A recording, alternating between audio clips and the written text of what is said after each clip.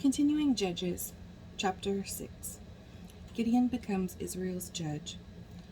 The Israelites did evil in the Lord's sight, so the Lord handed them over to the Midianites for 7 years.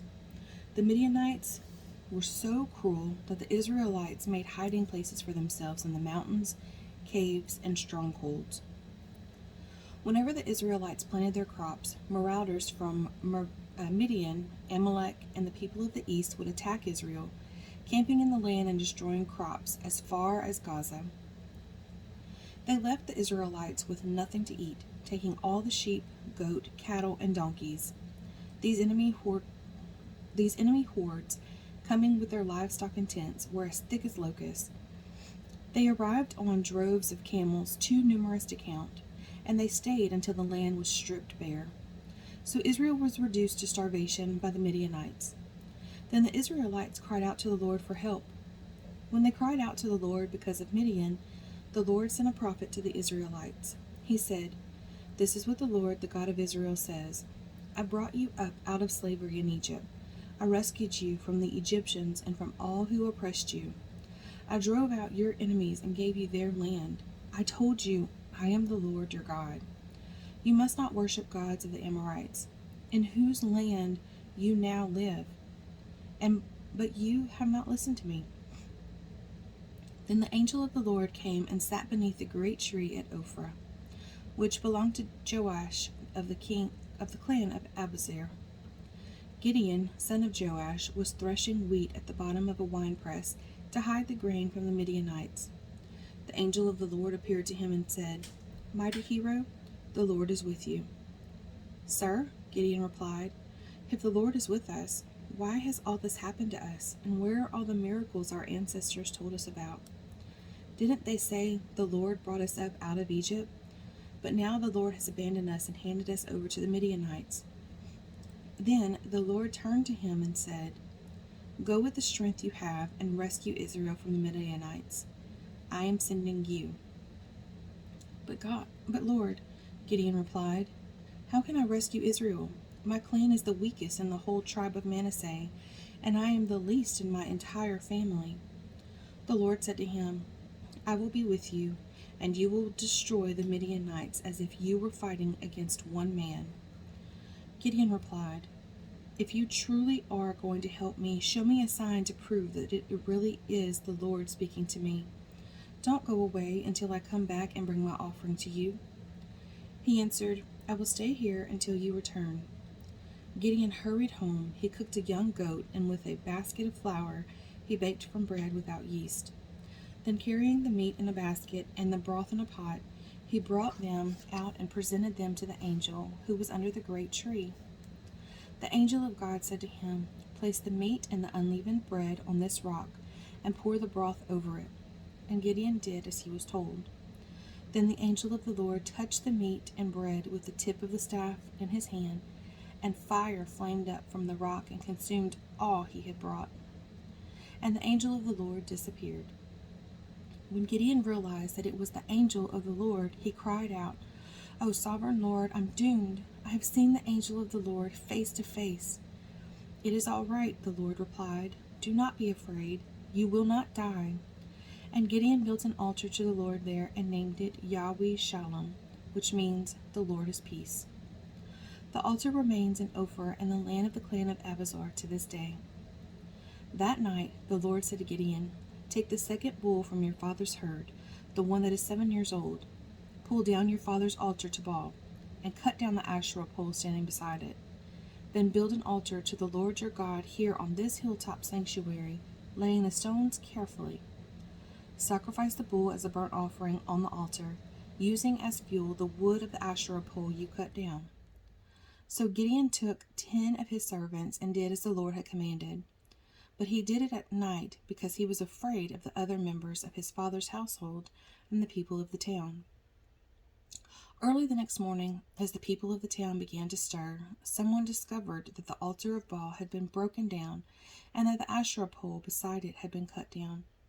In their place, a new altar had been built, and on it were the remains of the bull that had been sacrificed.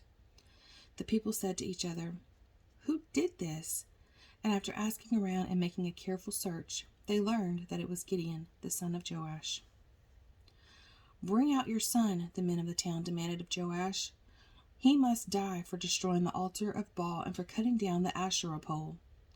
But Joash shouted to the mob that confronted him, "Why are you defending Baal? Will you argue his case? Whoever pleads his case will be put to death by morning. If Baal truly is a god, let him defend himself and destroy the one who broke down his altar." From then on, Gideon was called Jerub-Baal, which means "let Baal defend himself," because he broke down Baal's altar. Gideon asked for a sign. Soon afterward, the armies of Midian, Amalek, and the people of the east formed an alliance against Israel and crossed the Jordan, camping in the valley of Jezreel. Then the Spirit of the Lord clothed Gideon with power. He blew a ram's horn as a call to arms, and the men of the clan of Abiezer came to him. He also sent messengers throughout Manasseh, Asher, Zebulun, and Naphtali, summoning their warriors, and all of them responded. Then Gideon said to God, "If you are truly going to use me to rescue Israel as you promised, prove it to me in this way. I will put a wool fleece on the threshing floor tonight.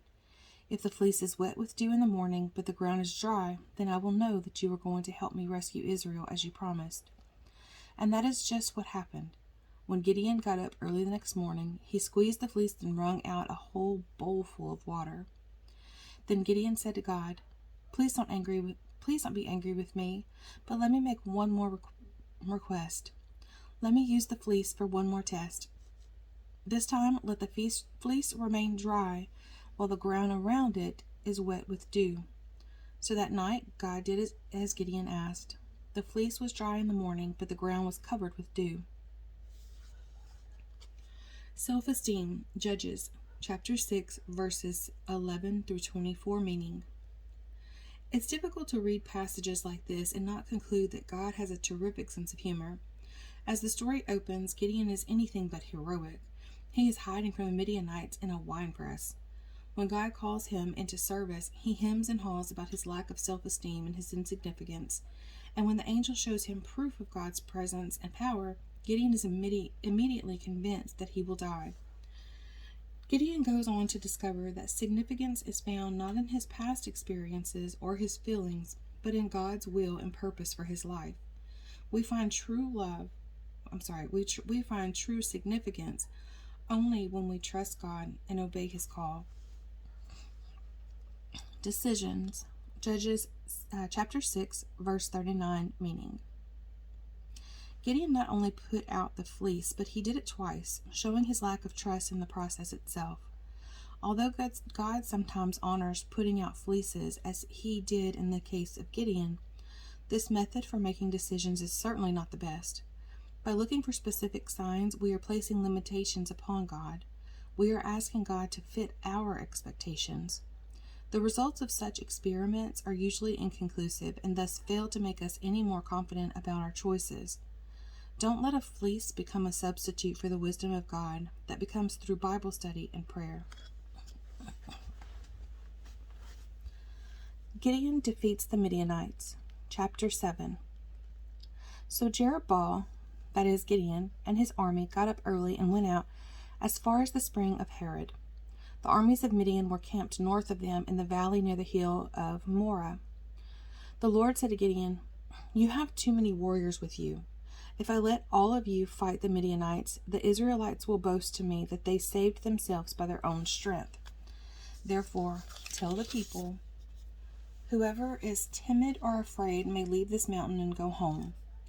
So 22,000 of them went home, leaving only 10,000 who were willing to fight. But the Lord told Gideon, "There are still too many. Bring them down to the spring, and I will test them to determine who will go with you and who will not." When Gideon took his warriors down to the water, the Lord told him, "Divide the men into 2 groups. And one group put all those who cup water in their hands and lap it up with their tongues like dogs. And the other group put all those who kneel down and drink with their mouths in the stream." Only 300 of the men drank from their hands. All the others got down on their knees and drank with their mouths in the stream. The Lord told Gideon, "With these 300 men I will rescue you and give you victory over the Midianites." Send all the others home." So Gideon collected the provisions and ram's horns of the other warriors and sent them home. But he kept the 300 men with him. The Midianite camp was in the valley just below Gideon. That night the Lord said, "Get up, go down into the Midianite camp, for I have given you victory over them. But if you are afraid to attack. Go down to the camp with your servant Purah. Listen to what the Midianites are saying, and you will be greatly encouraged. Then you will be eager to attack." So Gideon took Purah and went down to the edge of the enemy camp. The armies of Midian, Amalek, and the people of the east had settled in the valley like a swarm of locusts. Their camels were like grains of sand on the seashore, too many to count. Gideon crept up just as a man was telling his companion about a dream. The man said, "I had this dream, and in my dream a loaf of barley bread came tumbling down into the Midianite camp. It hit a tent, turned it over, and knocked it flat." His companion answered, "Your dream can mean only one thing. God has given Gideon, son of Joash, the Israelite, victory over Midian and all its allies." When Gideon heard the dream and its interpretation, he bowed in worship before the Lord. Then he turned to the Israelite camp and shouted, "Get up, for the Lord has given you victory over the Midianite hordes." He divided the 300 men into 3 groups and gave each man a ram's horn and a clay jar with a torch on it. Then he said to them, "Keep your eyes on me. When I come to the edge of the camp, do just as I do. As soon as I and those with me blow the ram's horns, blow your horns too, all around the entire camp, and shout for the Lord and for Gideon." It was just after midnight, after the changing of the guard, when Gideon and the 100 men with him reached the edge of the Midianite camp. Suddenly they blew the ram's horns and broke their clay jars. Then all 3 groups blew their horns and broke their jars. They held the blazing torches in their left hands and the horns in their right hands, and they all shouted, "A sword for the Lord and for Gideon." Each man stood at his position around the camp and watched as all the Midianites rushed around in a panic, shouting as they ran to escape. When the 300 Israelites blew their ram's horns, the Lord caused the warriors in the camp to fight against each other with their swords. Those who were not killed fled to places as far away as Beth-shittah, near Zerah, and to the border of Abel-Mahala, near Tabbath. Then Gideon sent for the warriors of Naphtali, Asher, and Manasseh, who joined in chasing the army of Midian. Gideon also sent messengers throughout the hill country of Ephraim, saying, "Come down to attack the Midianites. Cut them off at the shallow crossing of the Jordan River at Beth-borah." So all the men of Ephraim did as they were told. They captured Oreb and Zeb, the 2 Midianite commanders, killing Oreb at the rock of Oreb and Zeb at the winepress of Zeb. And they continued to chase the Midianites. Afterward, the Israelites brought the heads of Oreb and Zeb to Gideon, who was by the Jordan River. Obedience. Judges, chapter 7, verses 2 through 7, meaning. How ridiculous Gideon must have looked to many people who watched him reduce his army to a mere 300 soldiers. To those who lacked faith in God, Gideon must have seemed insane, and he wasn't the only follower of God whose obedience probably seemed like insanity to others. How strange Noah must have looked when he obeyed God and built a boat on dry land. How odd the shepherd Moses must have looked ordering the king of Egypt to free the Israelite slaves. Obedience to God ultimately tests our true loyalty. It is not a test we can afford to fail, for it determines our eternal future. When we learn to be more concerned about what God thinks of us than what others think of us, we have passed the test of where our true loyalty lies. We are demonstrating that our love for God comes first. Obeying God is not something we do, it is following someone we love. Having this perspective transforms our obedience from duty to desire. Gideon kills Zebah and Zalmunna. Chapter 8. Then the people of Ephraim asked Gideon, "Why have you treated us this way? Why didn't you send for us when you first went out to fight the Midianites?" And they argued heatedly with Gideon. But Gideon replied, "What have I accomplished compared to you? Aren't even the leftover grapes of Ephraim's harvest better than the entire crop of my little clan of Abiezer? God gave you victory over Oreb and Zeb, the commanders of the Midianite army. What have I accomplished compared to that?" When the men of Ephraim heard Gideon's answer, their anger subsided. Gideon then crossed the Jordan River with his 300 men, and though exhausted, they continued to chase the enemy. When they reached Succoth, Gideon asked the leaders of the town, "Please give my warriors some food. They are very tired. I am chasing Zebah and Zalmunna, the kings of Midian." But the officials of Succoth replied, "Catch Zebah and Zalmunna first, and then we will feed your army." So Gideon said, "After the Lord gives me victory over Zebah and Zalmunna, I will return and tear your flesh with the thorns and briars from the wilderness." From there, Gideon went up to Peniel and again asked for food, but he got the same answer. So he said to the people of Peniel, "After I return in victory, I will tear down this tower." By the time Zebah and Zalmunna were in Karkor with about 15,000 warriors, all that remained of the allied armies of the east, for 120,000 had already been killed. Gideon circled around by the caravan route east of Nobah and Jokbahah, taking the Midianite army by surprise. Zebah and Zalmunna, the two Midianite kings, fled, but Gideon chased them down and captured all their warriors. After this, Gideon returned from the battle by way of Heres Pass. There he captured a young man from Succoth and demanded that he write down the names of all the 77 officials and elders in the town. Gideon then returned to Succoth and said to the leaders, "Here are Zebah and Zalmunna. When we were here before, you taunted me, saying, 'Catch Zebah and Zalmunna first, and then we will feed your exhausted army.'" Then Gideon took the elders of the town and taught them a lesson, punishing them with thorns and briars from the wilderness. He also tore down the tower of Peniel and killed all the men in the town. Then Gideon asked Zebah and Zalmunna, "The men you killed at Tabor, what were they like?" "Like you," they replied. "They all had the look of a king's son." "They were my brothers, the sons of my own mother," Gideon exclaimed. "As surely as the Lord lives, I wouldn't kill you if you hadn't killed them." Turning to Jether, his oldest son, he said, "Kill them." But Jether did not draw his sword, for he was only a boy and was afraid. Then Zebah and Zalmunna said to Gideon, "Be a man, kill us yourself." So Gideon killed them both and took the royal ornaments from the necks of their camels. Gideon's sacred ephod. Then the Israelites said to Gideon, "Be our ruler. You and your son and your grandson will be our rulers, for you have rescued us from Midian." But Gideon replied, I will not rule over you, nor will my son. The Lord will rule over you.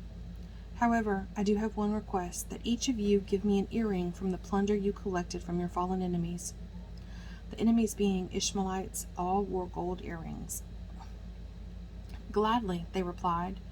They spread out a cloak, and each one threw in a gold earring he had gathered from the plunder. The weight of the gold earrings was 43 pounds, not including the royal ornaments and pendants, the purple clothing worn by the kings of Midian, or the chains around the necks of the camels. Gideon made a sacred ephod from the gold and put it in Ophrah, his hometown. But soon all the Israelites prostituted themselves by worshiping it, and it became a trap for Gideon and his family. That is the story of how the people of Israel defeated Midian, which never recovered. Throughout the rest of Gideon's lifetime, about 40 years, there was peace in the land. Then Gideon, son of Joash, returned home. He had 70 sons born to him, for he had many wives. He also had a concubine in Shechem, who gave birth to a son, whom he named Abimelech. Gideon died when he was very old, and he was buried in the grave of his father Joash at Ophrah in the land of the clan of Abiezer. As soon as Gideon died, the Israelites prostituted themselves by worshiping the images of Baal, making Baal-berith their god. They forgot the Lord their God, who had rescued them from all their enemies surrounding them.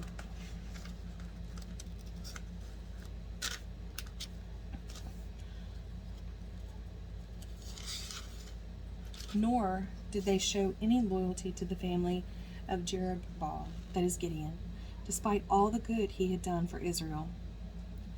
Abimelech rules over Shechem, chapter 9. One day Gideon's son Abimelech went to Shechem to visit his uncles, his mother's brothers. He said to them and to the rest of his mother's family, "Ask the leading citizens of Shechem whether they want to be ruled by all 70 of Gideon's sons or by one man. And remember that I am your own flesh and blood." So Abimelech's uncles gave this message to all the citizens of Shechem on his behalf.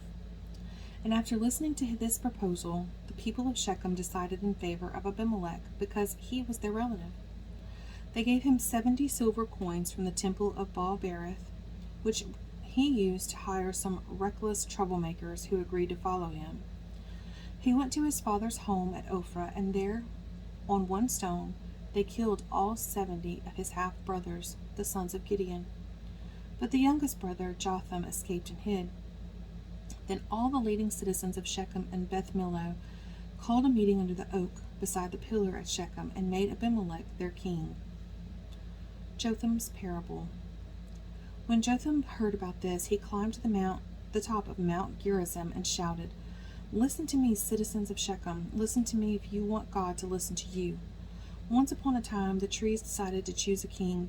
First they said to the olive tree, 'Be our king.' But the olive tree refused, saying, 'Should I quit producing the olive oil that blesses both God and people, just to wave back and forth over the trees?' Then they said to the fig tree, 'You be our king.' But the fig tree also refused, saying, 'Should I quit producing my sweet fruit just to wave back and forth over the trees?' Then they said to the grapevine, 'You be our king.' But the grapevine also refused, saying, 'Should I quit producing the wine that cheers both God and people just to wave back and forth over the trees?' Then all the trees finally turned to the thorn bush and said, 'Come, you be our king.' And the thorn bush replied to the trees, 'If you truly want to make me your king, come and take shelter in my shade. If not, let fire come out from me and devour the cedars of Lebanon.'" Jotham continued, "Now make sure you have acted honorably and in good faith by making Abimelech king, and that you have done right by Gideon and all of his descendants. Have you treated him with the honor he deserves for all he accomplished? For he fought for you and risked his life when he rescued you from the Midianites. But today you have revolted against my father and his descendants, killing his 70 sons on one stone, and you have chosen his slave woman's son, Abimelech, to be your king just because he is your relative. If you have acted honorably and in good faith toward Gideon and his descendants today, then you may find joy in Abimelech, and may he find joy in you. But if you have not acted in good faith, then may fire come out from Abimelech, and devour the leading citizens of Shechem and Beth Millo, and may fire come out from the citizens of Shechem and Beth Millo, and devour Abimelech." Then Jotham escaped and lived in Beer, because he was afraid of his brother Abimelech. Shechem rebels against Abimelech. After Abimelech had ruled over Israel for 3 years, God sent a spirit that stirred up trouble between Abimelech and the leading citizens of Shechem, and they revolted. God was punishing Abimelech for murdering Gideon's 70 sons, and the citizens of Shechem for supporting him in this treachery of murdering his brothers. The citizens of Shechem set an ambush for Abimelech on the hilltops and robbed everyone who passed that way. But someone warned Abimelech about their plot. One day Gaal, son of Ebed, moved to Shechem with his brothers and gained the confidence of the leading citizens of Shechem. During the annual harvest festival at Shechem, held in the temple of the local god, the wine flowed freely and everyone began cursing Abimelech. "Who is Abimelech?" Gaal shouted. "He's not a true son of Shechem, so why should we be his servants? He's merely the son of Gideon, and this Zebul is merely his deputy. Serve the true sons of Hamor, the son of Shechem. Why should we serve Abimelech? If I were in charge here, I would get rid of Abimelech. I would say to him, 'Get some soldiers and come out and fight.'" But when Zebul, the leader of the city, heard what Gaal was saying, he was furious. He sent messengers to Abimelech in Arumah, telling him, "Gaal, son of Ebed, and his brothers have come to live in Shechem, and now they are inciting the city to rebel against you. Come by night with an army and hide out in the fields. In the morning, as soon as it's daylight, attack the city. When Gaul and those who are with him come out against you, you can do with them as you wish." So Abimelech and all his men went by night and split into 4 groups, stationing themselves around Shechem. Gaul was standing at the city gates when Abimelech and his army came out of hiding. When Gaul saw them, he said to Zebul, "Look, there are people coming down from the hilltops." Zebul replied, "It's just the shadows on the hills that look like men." But again Gaul said, "No, people are coming down from the hills, and another group is coming down the road past the diviner's oak." Then Zebul turned on him and asked, "Now, where is that big mouth of yours? Wasn't it you that said, 'Who is Abimelech, and why should we be his servants?' The men you mocked are right outside the city. Go out and fight them." So Gaul led the leading citizens of Shechem into battle against Abimelech. But Abimelech chased him, and many of Shechem's men were wounded and fell along the road as they retreated to the city gate. Abimelech returned to Arumah, and Zebul drove Gaul and his brothers out of Shechem.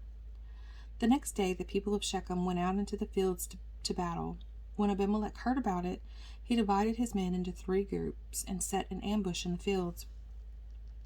When Abimelech saw the people coming out of the city, he and his men jumped up from their hiding places and attacked them. Abimelech and his group stormed the city gate to keep the men of Shechem from getting back in, while Abimelech's other 2 groups cut them down in the fields. The battle went on all day before Abimelech finally captured the city. He killed the people, leveled the city, and scattered salt all over the ground. When the leading citizens who lived in the tower of Shechem heard what had happened, they ran and hid in the temple of Baal-berith. Someone reported to Abimelech that the citizens had gathered in the temple, so he led his horses to Mount Zalmon. He took an axe and chopped some branches from a tree and then put them on his shoulder. "Quick, do as I have done," he told his men. So each of them cut down some branches, following Abimelech's example. They piled the branches against the walls of the temple and set them on fire. So all the people who had lived in the tower of Shechem died, about 1,000 men and women. Then Abimelech attacked the town of Thebez and captured it. But there was a strong tower inside the town, and all the men and women, the entire population, fled to it. They barricaded themselves in and climbed up to the roof of the tower. Abimelech followed them to attack the tower, but as he prepared to set the fire of the entrance, a woman on the roof dropped a millstone that landed on Abimelech's head and crushed his skull. He quickly said to his young armor-bearer, "Draw your sword and kill me. Don't let it be said that a woman killed Abimelech." So the young man ran him through with his sword, and he died. When Abimelech's men saw that he was dead, they disbanded and returned to their homes. In this way, God punished Abimelech for the evil he had done against his father by murdering his 70 brothers. God also punished the men of Shechem for all their evil. So the curse of Jotham, son of Gideon, was fulfilled. Tola becomes Israel's judge. Chapter 10. After Abimelech died, Tola, son of Puah, son of Dodo, was the next person to rescue Israel. He was from the tribe of Issachar, but lived in the town of Shamir, in the hill country of Ephraim. He judged Israel for 23 years. When he died, he was buried in Shamir. Jar becomes Israel's judge. After Tola died, Jar from Gilead judged Israel for 22 years.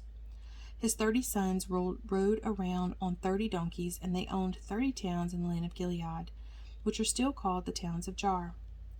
When Jar died, he was buried in Canaan. The Ammonites oppressed Israel. Again, the Israelites did evil in the Lord's sight. They served the images of Baal and Ashtoreth, and the gods of Aram, Sidon, Moab, and Ammon, and Philistia. They abandoned the Lord and no longer served him at all. So the Lord burned with anger against Israel, and he turned them over to the Philistines and the Ammonites, who began to oppress them that year. For 18 years they oppressed all the Israelites east of the Jordan River in the land of the Amorites, that is, in Gilead. The Ammonites who crossed the west side of the Jordan and attacked Judah, Benjamin, and Ephraim. The Israelites were in great distress. Finally they cried out to the Lord for help, saying, "We have sinned against you because we have abandoned you as our God and have served the images of Baal." The Lord replied, Did I rescue you from the Egyptians, the Amorites, the Ammonites, the Philistines, the Sidonians, the Amalekites, and the Maonites? When they oppressed you, you cried out to me for help, and I rescued you. Yet you have abandoned me and served other gods, so I will not rescue you any more. Go and cry out to the gods you have chosen. Let them rescue you in your hour of distress. But the Israelites pleaded with the Lord and said, We have sinned. Punish us as you see fit. Only rescue us today from our enemies. Then the Israelites put aside their foreign gods and served the Lord, and he was grieved by their misery. At that time the armies of Ammon had gathered for war and were camped in Gilead, and the people of Israel assembled and camped at Mizpah. The leaders of Gilead said to each other, Whoever attacks the Ammonites first will become ruler over all the people of Gilead.